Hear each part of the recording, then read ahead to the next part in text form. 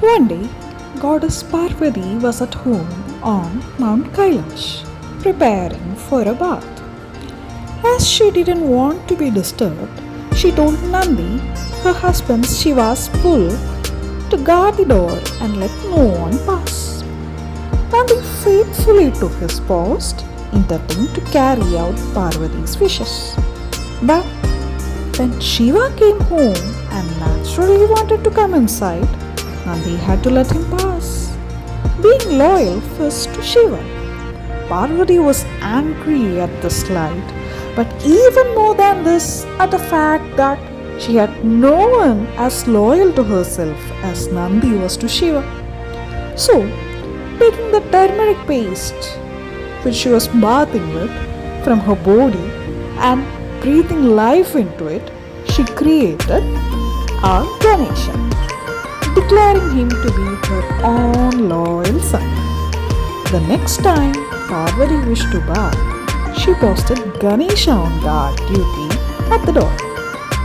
In due course, Shiva came home only to find a strange boy telling him he couldn't enter his own house.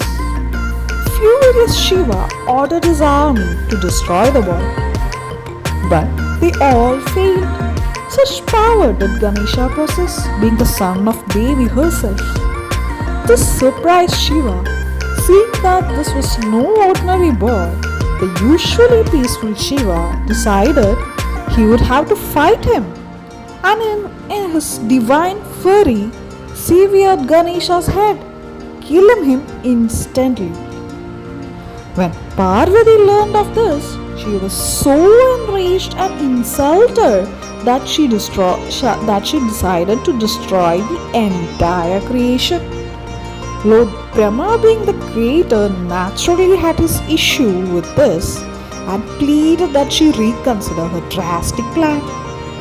She said she would, but only if two conditions were met. One, that Ganesha be brought back to life, and two, that he be forever worshipped before all other gods. Shiva, having cooled down by this time and realizing his mistake, agreed to Parvati's condition. He sent Brahma out with orders to bring back the head of the first creature he crosses that is laying with its head facing north. Brahma soon returned with the head of a strong and powerful elephant, which Shiva placed onto Ganesha's body. Breathing new life into him, he declared Ganesha to be his own son as well and gave him the status of being foremost among the gods and leader of all the Ganas. And hence our Ganesha got the name Ganapati. The large elephant head of Lord Ganesha symbolizes wisdom, understanding, and a discriminating intellect that one must possess to attain perfection in life. The trunk can hold anything and everything existent in this universe. Likewise, the individuals should possess qualities of high adaptability and efficiency in life. The wide mouth of the elephant represents the natural human desire to enjoy life in the world. The large ears signify that a person is the one who possesses a great capacity to listen to others and assimilate ideas. The elephant eyes allows them to perceive objects to be bigger than what they really are.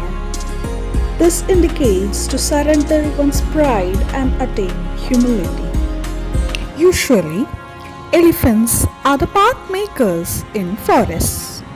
When an elephant passes through thick woods, a way is created for the other animals to follow.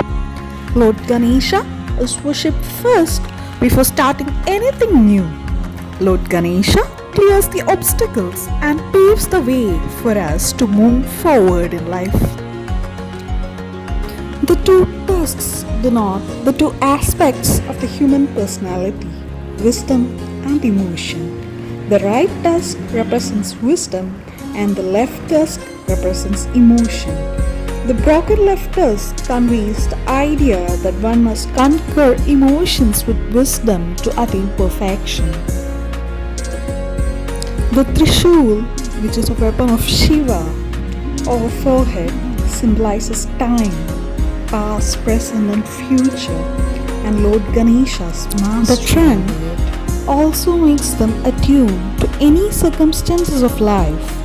It also represents Om, the sound symbol of cosmic reality.